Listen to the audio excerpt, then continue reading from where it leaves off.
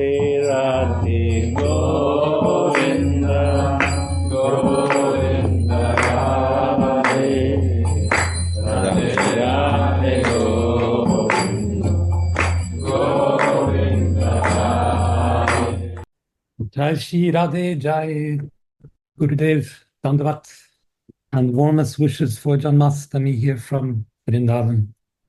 By Gurudev's wish, we continue our study today of Manah Siksa by Raghunathas Goswami, the instructions to the mind, with the nectar commentary by Anantadas Babaji. As we go along, we discover that Manah Siksa is about the mind, yes. It's instructions to the mind, but it's instructions about bringing the mind close to the heart, and even bringing the mind so close to the heart that heart and mind become nearly indistinguishable, non-different. In some translations of the word mana from Sanskrit, we actually use the word heart or mind. So Manah Siksa is not just a little book, a little prayer about controlling the mind, some kind of meditation practice, but rather it's about bringing devotion to the mind, and rather maybe even bringing the mind to devotion. So it's about using the mind to find renunciation, surrender, humility.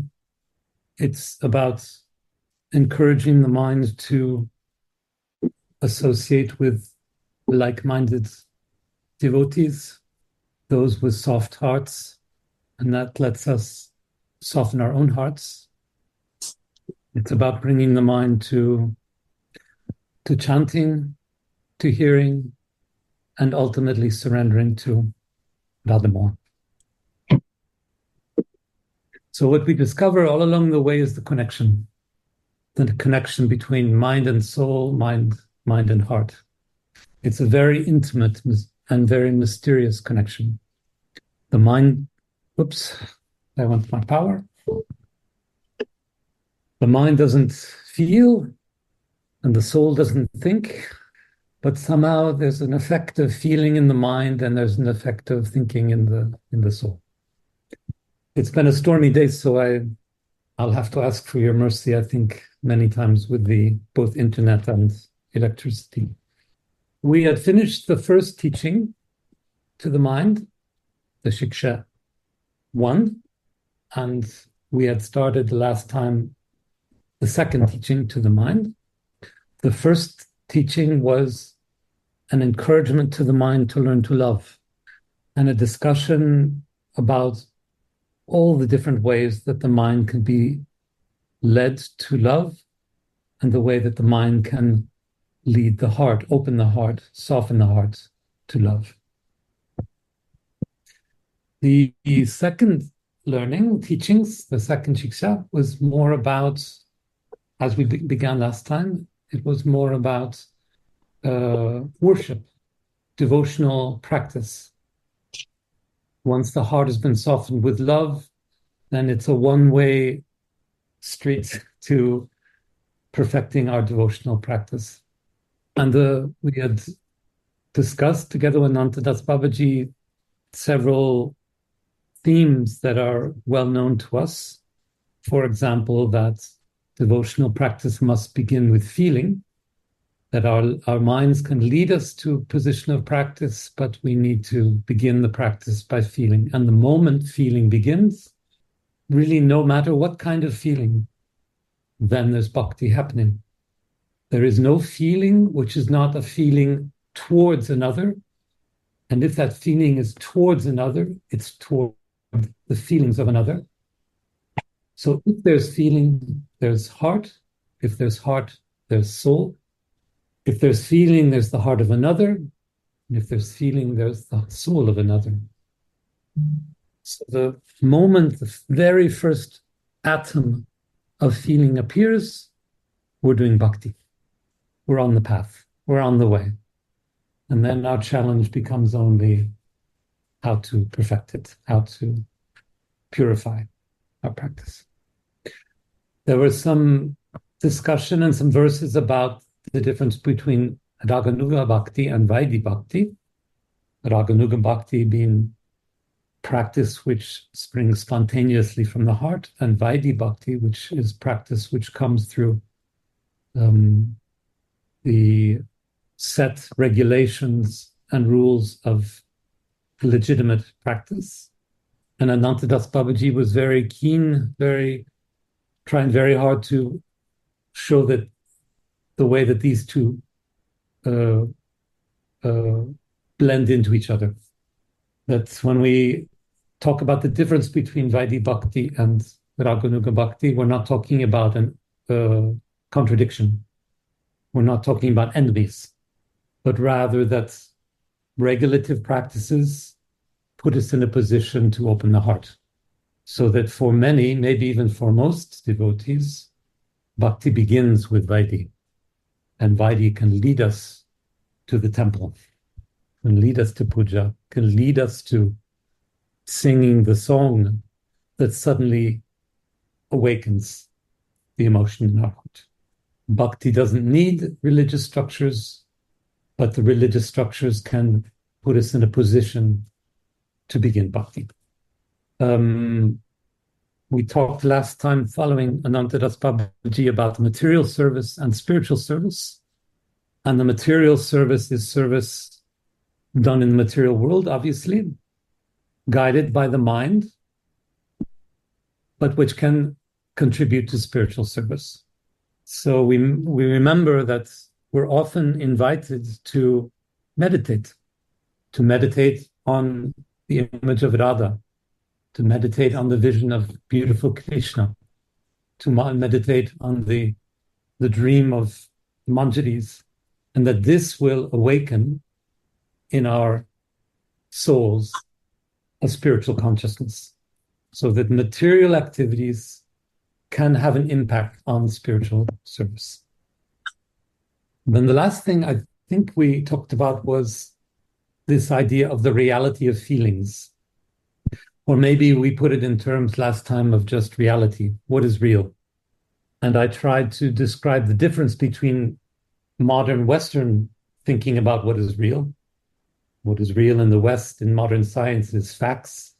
What can be measured with a measuring bar, what can be measured with a thermometer, what can be seen with the material senses, heard with material ears, and so forth. That's what's real. So if I say to someone in a scientific laboratory, I saw an angel last night, then they will say, well, how tall was the angel and how much did the angel weigh? What was the color? And so on and so forth. Whereas, and even you have this partly in traditions of Eastern philosophy and Eastern spirituality, but in bhakti, unlike any other practice, the king of reality, the queen of reality, is feeling. Reality is determined by feelings. And I mentioned this, I think, at the very last thing last week, I mentioned this line from the Upanishads, Yad Bhavanta Bhavati. What is feeling becomes reality. Nothing that is material will endure. No material pleasure will endure. No material perception will endure. Feelings that put an imprint on our soul will be there forever. Either when I was, thinking that when I woke up, I was like, oh, we have class, and then I went. Okay, I'll teach that time. So we were in the commentary by Anantadas Babaji about service, about material service and spiritual service. And we ended with a question in the commentary about what kind of service we should do. How should we do service? And Anantadas Babaji then gives an answer to this, his own question, really. And he introduces the concept of prachura paricharya, which means abundant service. So here's what he says about that. There is an endless variety of ways in which one can think of these services with one's siddhadeha. Therefore, Sri Raghunath Das speaks of prachura paricharya, an abundance of devotional service. So paricharya means service or worship or even care. We talk about paricharya, taking good care of Gurudev, or we talk about mundir paricharya, taking care, worshipping, respecting, showing devotion. So paricharya is care or devotion or worship. And prachurya then is plentiful, overflowing, abundant. So we have in this idea that Raghunathas puts in the verse, prachura paricharya, abundant service. Service that goes beyond, service that is ever coming, that's always coming, always flowing. And remember, it's a theme we've talked about many times, that it is not important, it's less important what the service is itself, although this is important. It's less important what the service is, what we do in concrete terms. What is important is the emotion with which we do it. It's the heart with which we do it. It's the spiritual energy with which the service is done. It's the spiritual energy that flows from our soul to the one, to the heart, to the soul we are serving. So in other words, when Raghunath Das Goswami speaks in this teaching about prachura paricharya, abundance of service, what he's really meaning is abundance of feeling. Service done with overflowing feeling. Service done with feeling that's ever growing. And what we learn as we go deeper in our practice is that the more we go deeper into our hearts, the closer we come to our own soul consciousness, our own soul identity, our own svarup, the more that feeling is flowing, the more the quantity of feeling is coming, so that we can imagine being in Siddhadeha, in our spiritual body, in our perfected body, and feeling flowing absolutely freely. Only feeling coming. No more material consciousness at all. Only a relation to other souls through pure feeling. We can only imagine this, of course, and the great acharyas amongst us can witness this for us. And indeed, what acharyas are writing is something like that, how their experience of the world is from feeling that flows without an end. It's like water flowing up from a source which is bottomless, which never empties out. Babaji comments now, while worshipping the divine couple in this way, Sri Raghunath Das instructs his mind to see Sri Satchidananda, Satchinandana, which is Sri Chaitanya Mahaprabhu, as Nandanandana, Shri Krishna himself, in the mood of Shri Narottam Das, who writes the following. So I'll repeat.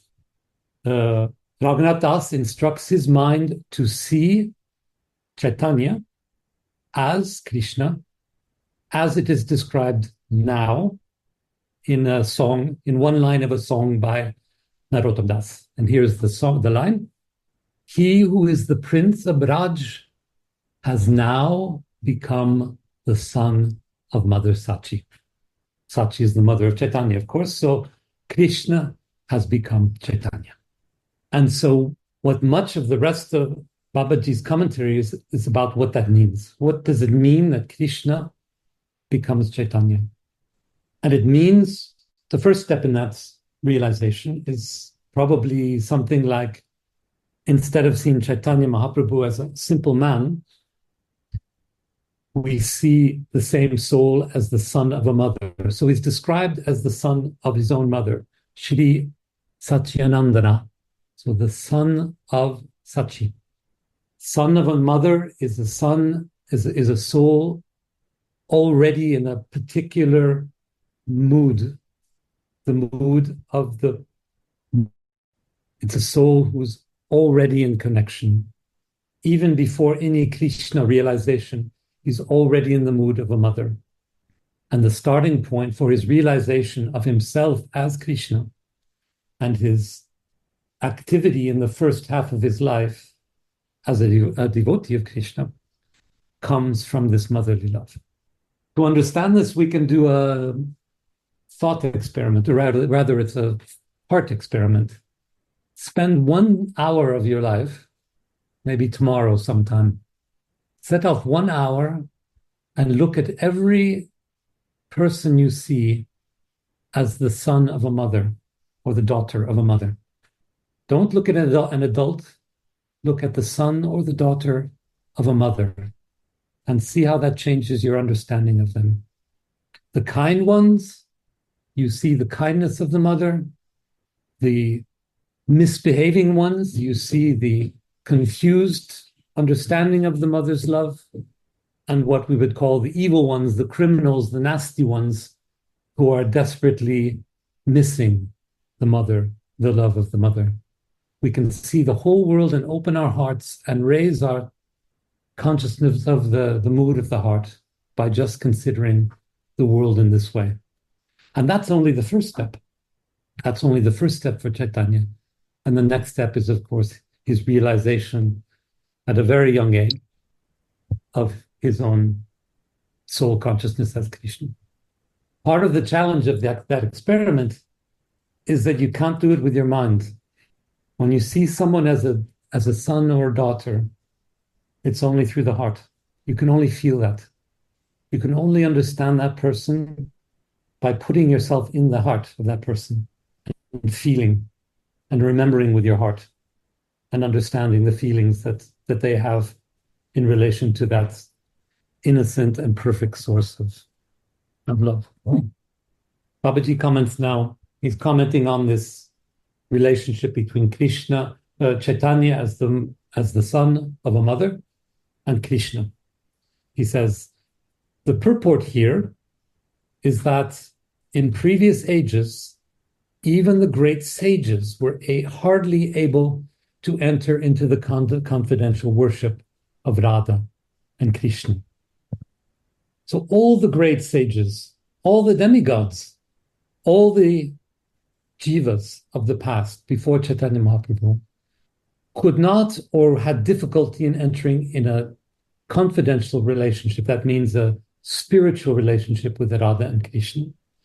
But once we conceive of Chaitanya Mahaprabhu as the son of a mother, then a certain door has been opened. And he is the one to establish this relationship with Radha and Krishna by embodying it, and then to communicate it to his devotees, communicate it to his associates, to the Goswamis, and so on.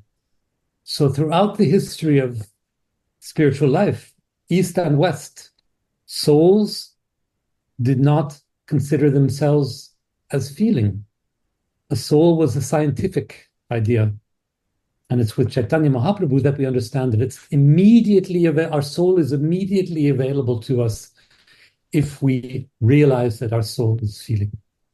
And that's why this motherly love is such a key to understanding this. Never before was it understood that anyone with a heart, anyone with a soul can immediately, without qualification, enter into a relationship with God. This is what Chaitanya Mahaprabhu brings to us. This realization that it's not by following the rules for a lifetime or maybe 1,000 lifetimes. It's by opening the heart, and immediately you're there. Immediately you have the spark of the divine. Immediately you see the spark in the divine, and you can follow it like a lighthouse on a stormy ocean. Like I like to say to you that all of you here have this. All of you have this spark. That's why you're there. That's why you're here. And so now your task is not to discover your heart. You've discovered it. You've taken the most difficult step, but to deepen it, to follow that light from the lighthouse deeper into your svarup, into your spiritual self, your spiritual identity. So Babaji is saying that before Chaitanya, we couldn't have a devotional relationship to God. We could have an intellectual relationship. We could have an authoritative relationship, almost a kind of political relationship. But devotional relationship became immediately available to us. Let's be clear, it's not that devotion was forbidden or something. And certainly there were souls who had a devotional relationship with Krishna before Chaitanya Mahaprabhu. But Chaitanya Mahaprabhu made it clear that all we have to do to establish this relationship is to open the eyes, or rather open the heart. It's right there. You don't have to be a great scholar. You don't have to be a follower of the Vedic traditions for thousands of lifetimes in order to establish this relationship. You don't have to follow blindly. You don't have to do it out of duty. You don't have to do it out of fear. In the Vedic tradition, we refer to God like a king, like someone with power, like a king, like a tyrant, someone who likes to command, someone who likes to be feared, someone who likes to be obeyed. And now we discover God as someone who likes to be loved. So much loved, so much likes to be loved that he'll do anything for his devotees' love. He makes the devotee the God when the devotee gives love. Chaitanya reveals Krishna as one who's so in love with love that he sees the loving devotee as higher than himself. So this connection to God is one of love, one of feeling, one of emotion. And there are traces of it through the Vedas. There are many traces of it, of course, in Bhagavatam and Bhagavad Gita and before deeper, but this immediate relation through devotion is something very, very new. And it appears then because, as we learn in the Adi Lila chapter 4, that Krishna enjoyed the devoted love of all his devotees and said, well, I wonder what they're experiencing. So he was always the perfect object of love and found love wonderful. He was the enjoyer of love. He found that wonderful. But being the giver of love to God, being the subject of love for God, this, he said, I don't know. What is that? It must be greater than me. And indeed, what we learn in Bhakti is that it is greater than him. Higher than being God the beloved, Mohan, is being God the lover, Radha. Giving love to God is the highest thing. Being the subject of love of God is the highest thing. The giver of love to God, there's nothing higher. So Krishna says, you know the story from Chaitanya, from Adi Lila 4. Krishna says, I want to take that position of lover of God. I want to put my heart in the mood of the lover of God. And then, thirdly, I want to give that love to God. I want to do that. And so Krishna says, well, what form should that love take? How should I accomplish this very strange and beautiful task? Well, he looks around and sees all the gopis who adore him, who have deep, deep love for him. And he says, well, this is the experience I want to have. And he looks to the gopi with the deepest love for him, the greatest gopi, the greatest lover, the most splendid gopi, who is Radha. And so he accepts the mood and the position and this practice of Radha. The position of Radha, the mood of Radha, and the soul of Krishna. And this is what Chaitanya Mahaprabhu realizes particularly in his the second half of his Leelas on this earth. Babaji explains this story, which many of you know quite well, but it's so beautiful that it's worth repeating anytime, I think. But Babaji explains it this way. He says, Rajendra Nandana then became greedy after his own sweetness in the mood of Srimati Bandhu Nandini, accepted her mood and complexion, and thus became Gaura. golden, relishing the sweetness of Braj Lila himself and teaching his devotees how to relish this also. Rajendra Nandana, so the son of the king of Braj, who is Krishna, then became greedy after his own sweetness, which he has never known to give to others, only to relish in. He becomes greedy after his own sweetness in the mood of Srimati Banu Nandini, so the daughter of the sun, who is, of course, Radha. He accepted her mood and complexion, golden, becoming Gaura, and relished the sweetness of the Braj Lila himself. And now the important part, teaching his devotees how to relish this also. So first he puts himself in this position and appears and relishes giving the love. And immediately he shares this with the devotees. That's us. Immediately he shares with us this capacity to give divine love, to put ourselves in the mood and the position of Radha. And that is bhakti.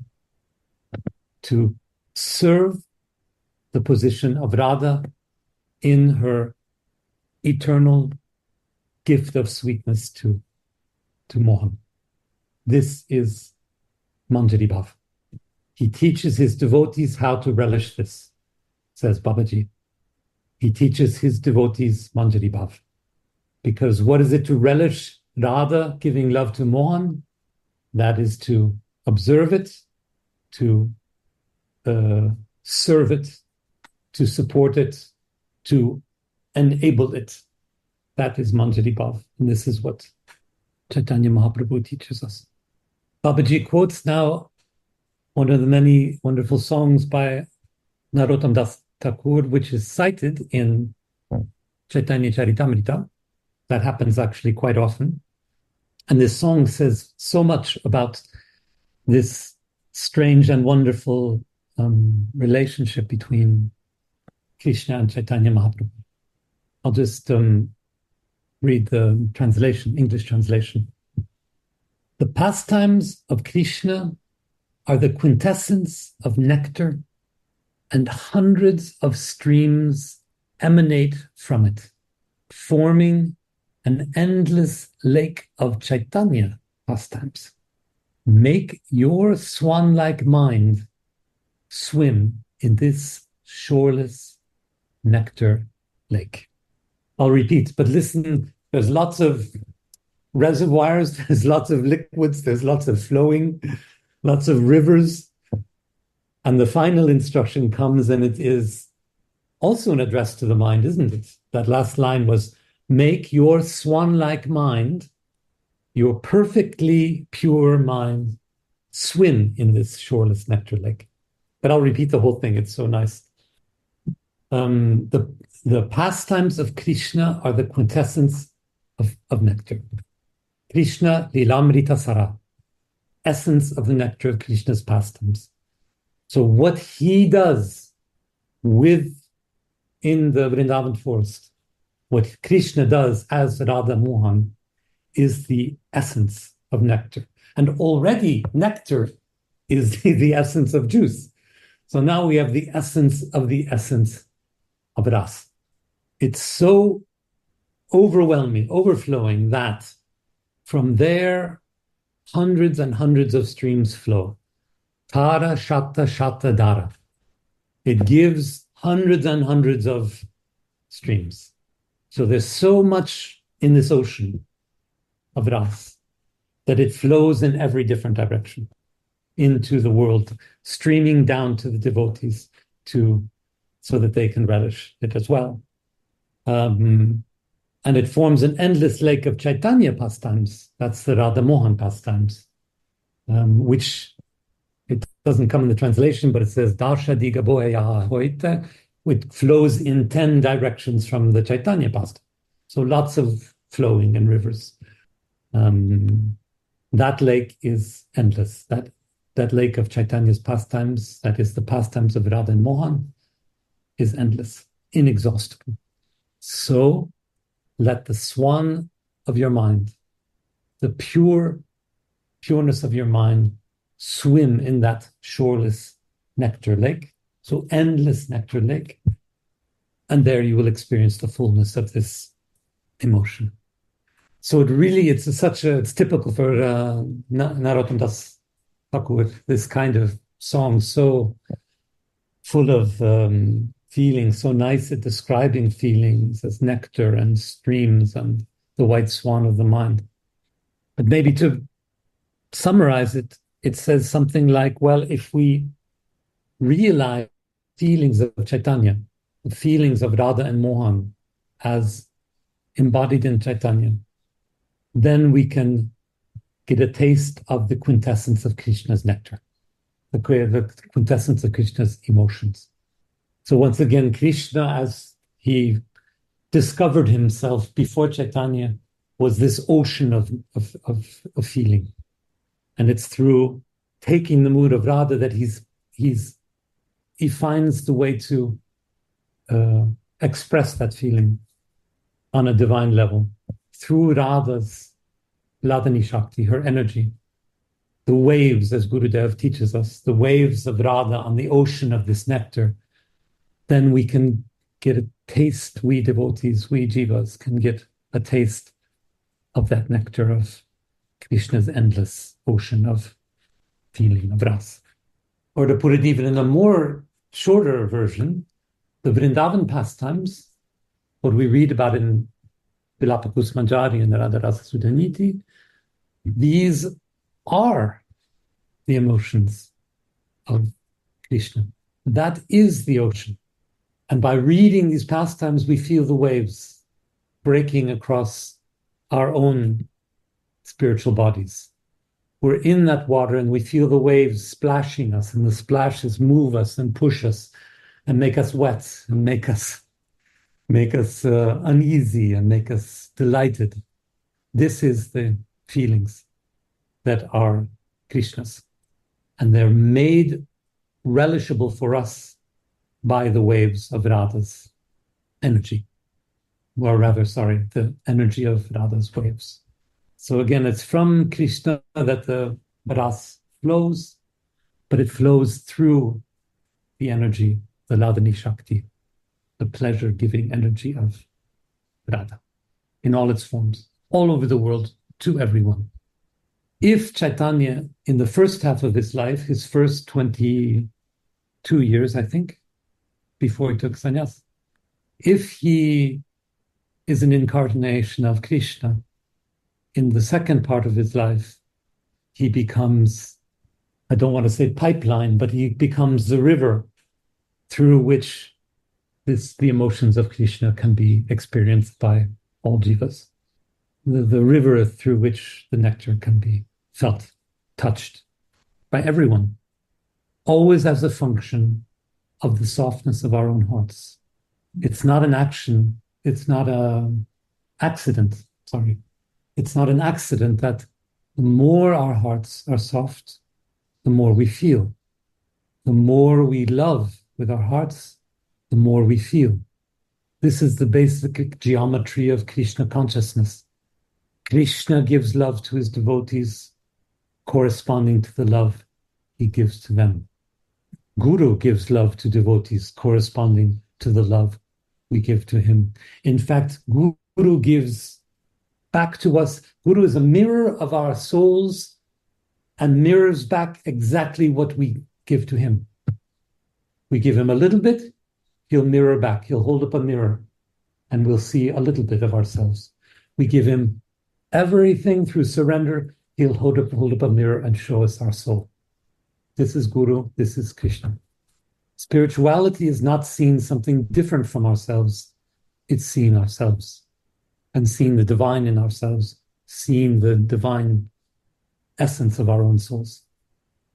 Babaji continues, this is why the devotees think of Sri Gaura, relishing the pastimes of Radha Krishna before meditating on that particular Radha Krishna Lila.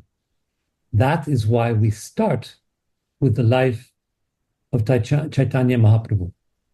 So sometimes Gurudev says, well, Bhagavad Gita, this is high school, and then Chaitanya Charitamrita, this is university, and Vilapakusmanjari, this is PhD. Or maybe Bhagavad Gita is university, Chaitanya Charitamrita is PhD, and then Vilapakusmanjari is postdoctoral level. That if we understand the life of Chaitanya Mahaprabhu, Babaji is saying, then we can understand how he and why he embodies this special kind of loving relation between Radha and Mohan. So by advancing from devotee of Krishna, which is what Chaitanya began as, to a consciousness of being the spiritual awareness of the relation between Radha and Mohan as Krishna, then we can better understand our own souls. So we need to understand both parts of Chaitanya's life, as a devotee to Krishna, and then as a awareness that spiritual consciousness means consciousness of Radha Mohan Lila. Babaji goes on, in this way, the worship of the Raganugya Gaudiya Vaishnavas becomes very beautiful and expert as they meditate on the eternal daily pastimes of Sri Gauranga, alongside with the eternal pastimes of Shri Shri Radha Krishna. It's like homework plan that Babaji is giving us. And if I remember, it's the way we started our reading of Chaitanya Charitamrita Adi Lila 4 about 6 months ago, that we need to follow the material manifestation of the divine in Chaitanya Mahaprabhu in order to understand the spiritual consciousness that he is. So we need to understand him as a man embodying, as an avatar of Krishna, a man embodying Krishna and devotee, and all the passions that involve, all the pain that involved, all the ecstasy and all the suffering, all the ecstasy in suffering, the suffering in ecstasy. We need to have an awareness of that in order to understand the love in separation that the Leela of Radha and Mohan is. So it's very, very good to have an awareness of the life of Chaitanya Mahaprabhu. You can read a long biography like Chaitanya Charitamrita, or you can read a very tiny biography like we find, for example, like Srila Prabhupada has given us. Whoop, I went my power again. 1 minute, we'll see if Gaura Sundara comes. Maybe not. All right. Carry on. Let's see if I can read. Now, there it comes. There it comes. He was a little slow, Gaura Sundara, but he came. He arrived. Now. So it's a study plan. Yes, that's what I was saying. It's a study plan that Babaji is giving us.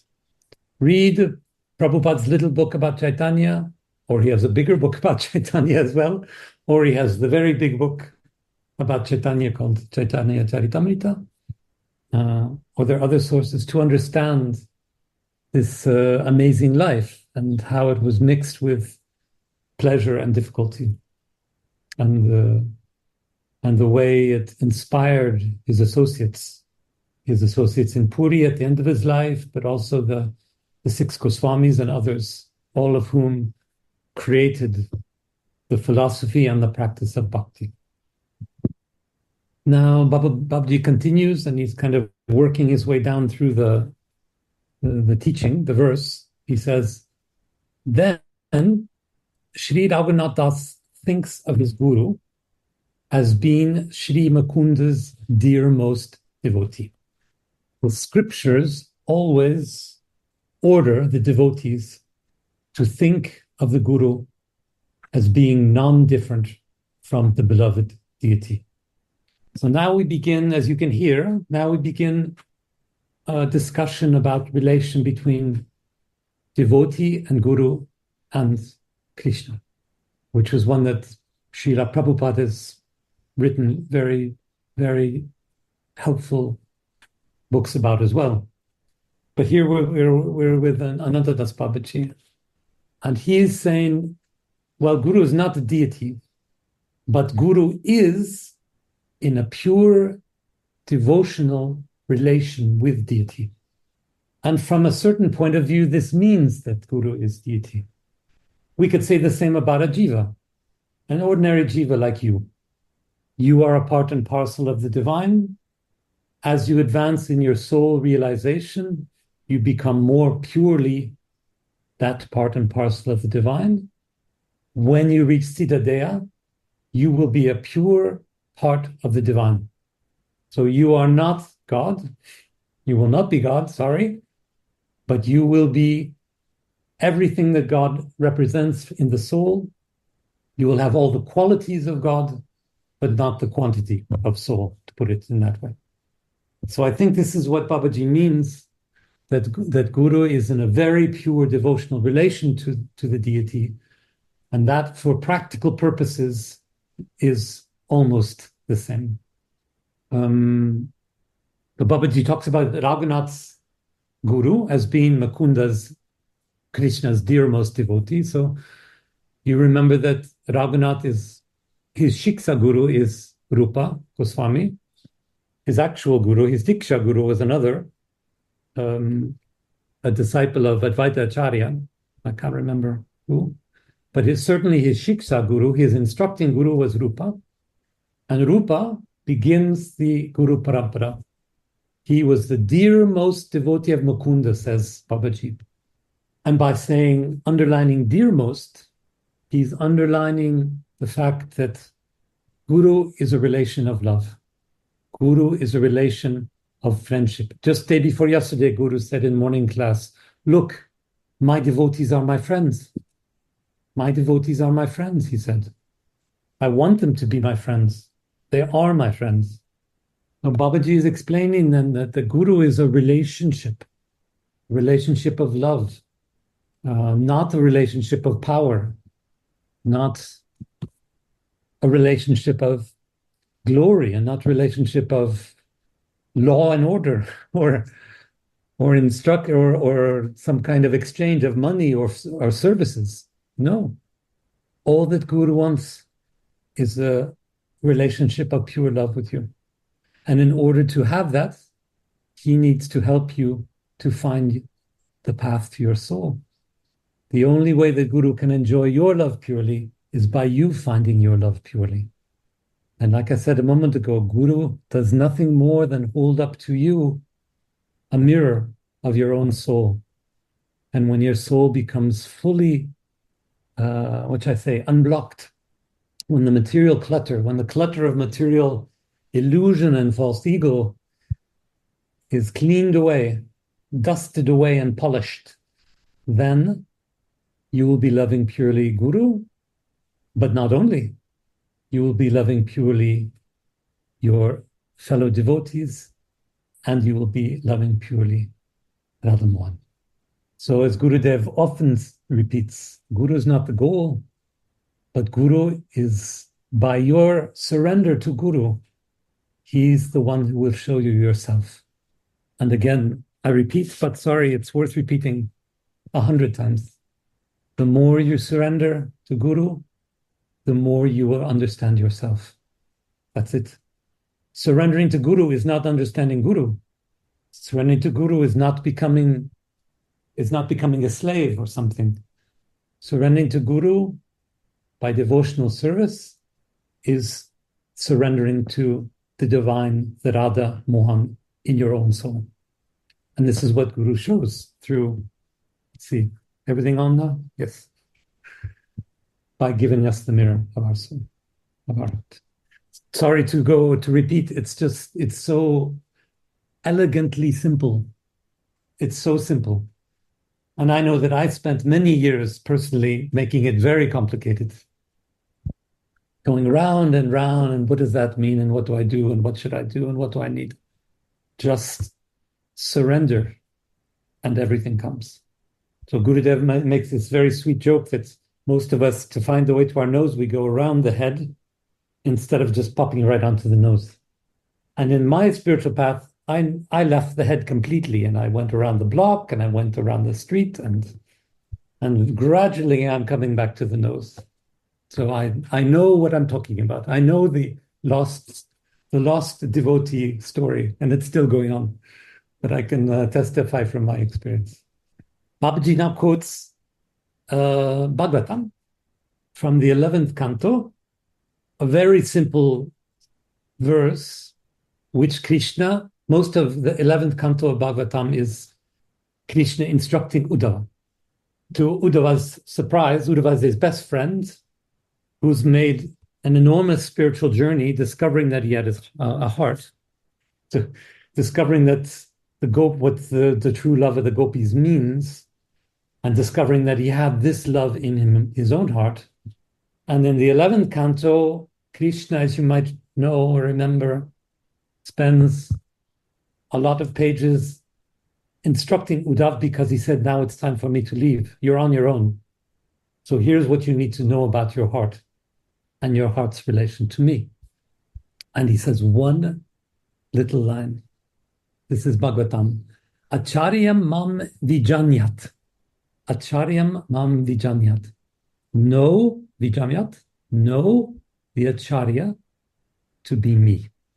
And Acharya, Gurudev explained to us the day before yesterday, I think, what Acharya means. Acharya is the one who's realized the soul. And realize the soul means realize the soul of others. This applies not only to Krishna, this applies to Guru, to Acharyas, all Acharyas, but it applies to you as well, you and me.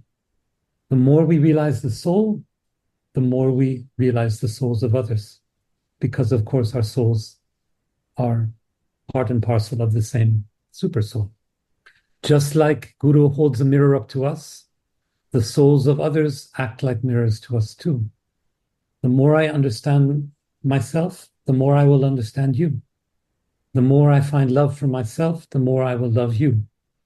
And when one day, one lifetime, 1,000 lifetimes in the future, I become completely familiar with my Swarup, when I know my soul, then I will love you completely too. So when Krishna says to his dear friend Uddhava, know me as the one who's a realized soul, live for the realization of the souls of others, give us everything you have from the soul. And that's all you need to know. 3 little words. Understand that the goal is this soul realization. Not because when we realize the soul, we realize that the soul is made for loving, or that the soul is love.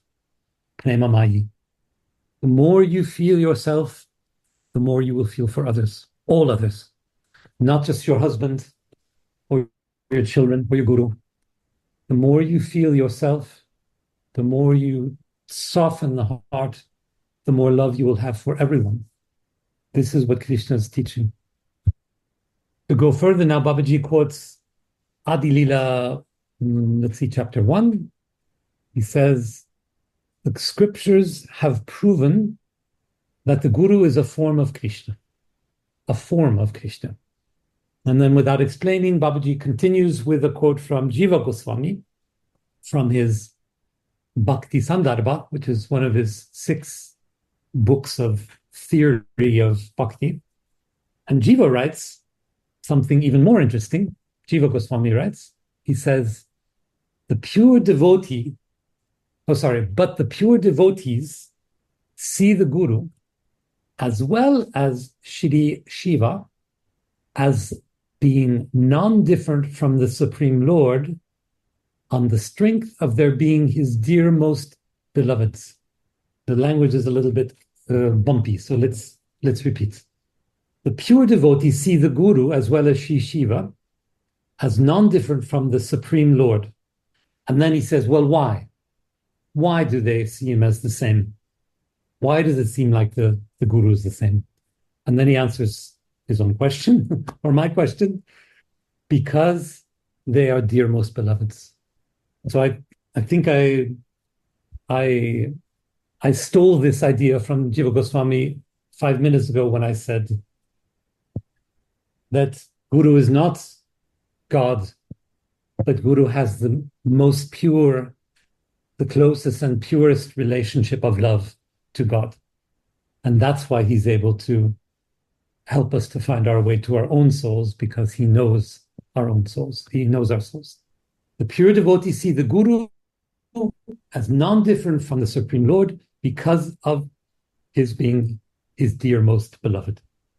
Or to put it in a much more simple way, a pure devotee like a Guru, or a pure devotee like us, sees the Guru not as powerful, but as an expert lover, as the greatest lover. That's what Guru is. It's not the greatest king with the longest sword, the biggest army. It's the one with the purest heart. So when we talk about Guru Parampara, the tradition from one Guru to the next, we speak of this very often, of the heritage, of the tradition. We need to think carefully and meditate on what is that thing that's passed along. What is that thing that Chaitanya gave to Rupa, that Rupa gave to Raghunath, that our dear Radha Govinda Das Babaji gave to our dear Guru Dev, and that Guru Dev is using all his worldly energies to give to us? What is that thing? A big villa? A bank account? Some old letters from grandma? No. He's giving us the method of love. Mercy means showing how to love. Guru Kripa is not a thing. It's a method of opening the door of the heart. Someone showed our Guru how to open the hearts, our Radha Govinda Das Baba Ji, and Guru Dev is using his forces to teach us how to open the heart. And oh, do we resist? Oh, we fight back. Oh, no, I can't open that part of my heart. No, I'll do that later. I'll do that when I'm alone. No, I'll do that when I'm with my girlfriend. So many reasons not to soften the heart. I've got to get work done. I've got to pick up the kids. No time for this now. I'll soften my heart later. So Babaji to this says, such devotees are very rare, the ones with the open hearts. Such devotees are very rare.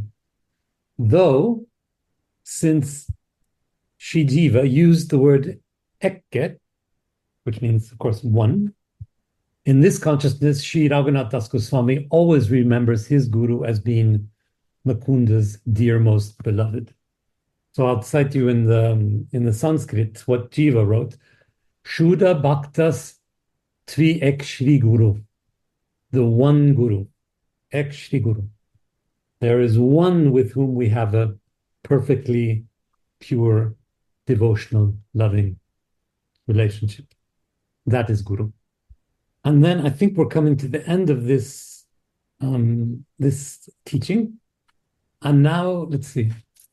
Babaji is going to quote Chaitanya Charitamrita. Oh no, I already did that one. I already read that one. Now he finishes by a long song, another long song or prayer by Narottam Das Thakur.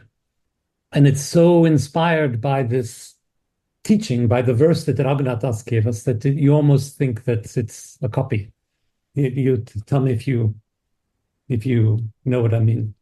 Maybe I'll read the teaching first, and then we'll finish with Narottam Das Thakur. Let me find it. There it is. So the second teaching, the second Shiksha, by Raghunath Das Goswami. O mind, don't follow any of the religious or irreligious paths which are prescribed or forbidden by the Vedas. Intently worship Radha and Krishna in Braj. Know that the son of Mother Sachi, again, Chaitanya Mahaprabhu, is the son of the king of Nandishvara, of course, Krishna, and that the best of spiritual teachers is dear to Lord Mukunda. So we have all these themes again. First of all, focus on the Lila, Radha Mohan. Second, remember that Chaitanya is Krishna and Krishna is Chaitanya. And third, that a guru is nothing more, nothing less than one who is dear to Krishna and to whom Krishna is dear. That there's a loving relationship. So guru is this relationship to the divine. So now let's read Narottam Das Thakur. O mind, he writes, give up all the rules which are set by the Vedic scriptures, as well as all things which are forbidden there, like all religiosity and irreligiosity. Instead, day and night worship the feet of Radha and Krishna in Vraj, which are eternal and real, and which are the abode of love. Such a strong verse by Narottam Das. And so radical. Give up all the Vedas. Never mind. Never mind what's forbidden, what's good, bad. Instead, worship at the feet of Radha and Krishna in Braj. And that means don't worship Radha, don't worship Krishna, worship what they're doing in Braj. Worship their love. We don't need another God. We don't need Radha all by herself as the goddess of love. We don't need Krishna all by himself as the goddess of enjoyment. Focus on the relationship. Focus on every relationship, any relationship, because in any relation there is love flowing. Sometimes very little, just a little drop. Sometimes oceans and oceans and oceans of love. So Narottam Das says, focus on that. And finally, what we also talked about already, focus on what is eternal and real. Remember, we said what is eternal and real is feelings, the abode of love. Here, there are a couple more verses to it, so I'm going to continue to this. We're still in this song this prayer by Narottam Das. He continues, O mind, another request to the mind. Raghunath and Narottam Das are a little bit bossy with the mind, but there's lots of love in it. He says, O mind, I humbly pray to you, worship the lotus feet of Gauranga in the mood of he who is the son of Rajendra and has now become the son of Mother Sachi. And he will give you priceless jewels of love, of God. So worship Krishna as that being who embodies love. Worship Krishna as Chaitanya, which means worship Krishna as the one who discovered that loving God is higher than God, that Radha's loving energy raises us higher than the love which Krishna represents. And if you do that, says Narottam Das, Krishna will give you the priceless jewels of love of God.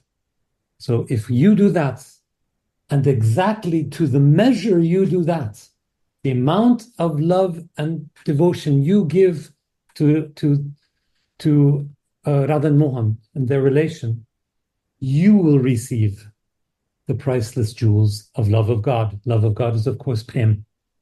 The more you are devoted to serving the love of Radha for Mohan, the more you will grow in your own, the more you will receive the jewels of love of God, the jewels of Prem. Further, one more, there are two more verses now. Narottam Das Thakur still. The Guru is Gaura Govinda's most beloved, for he is the form of Krishna who wanders from house to house, dedicated to destroy the darkness of illusion in the hearts of the conditioned souls. So the Guru is Gaura Govinda, Chaitanya, Krishna Chaitanya's most beloved. He's the most loved, not because he's the smartest or the most beautiful or the nicest or the richest, because he's the one who's most devoted to his devotees. He wanders from house to house. He wanders from devotee to devotee, the house of the heart. and he's dedicated to destroying the darkness of illusion. That means dedicated to helping us clean away the dust and rubble that's covering our own souls, our own ability to be the beloved of Gaura Govinda. And finally, O mind, worship the lotus feet of the Guru, whose pure body is the abode of Govinda's pastimes, and who has descended to save the fallen souls, to delight the eyes, and to bestow upon us the chanting of the holy name and loving devotion. To put it very briefly, the gift of Guru is loving devotion. The Guru is the professor of loving. If Radha is the queen of loving, Guru is the teacher of loving at the level of every single devotee. There. That completes the Babaji's nectar commentary on the second Shiksha. So we can stop here. I see there's one question. From Kanai, thank you, Vaya. Is there another meaning of Acharya? I once heard that it means the one who teaches by his example. Is this also one meaning? My answer, and then I'm going to ask Gurudev to respond because he gave us such a beautiful sharing in morning class about this topic. My answer is yes. It's the one who's realized and who teaches by example, teaches by showing others what realized is. When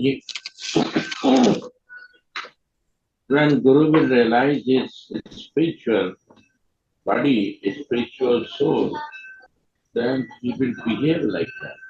The action will be changed. Activities, behavior will be changed. So activities is also like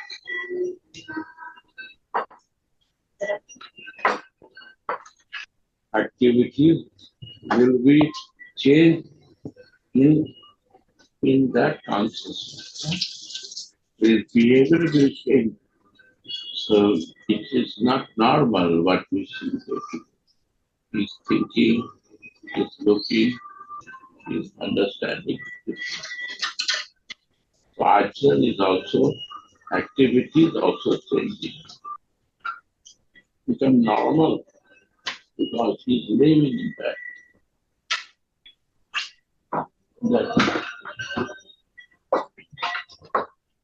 I agree.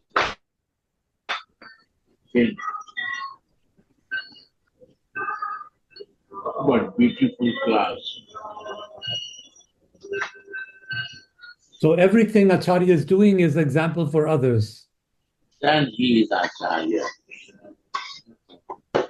Like a Mahaprabhu. By his behavior, by Raghunath Das Goswami's behavior, Rupa Goswami's action, like a senior most people, how they behave, we follow that.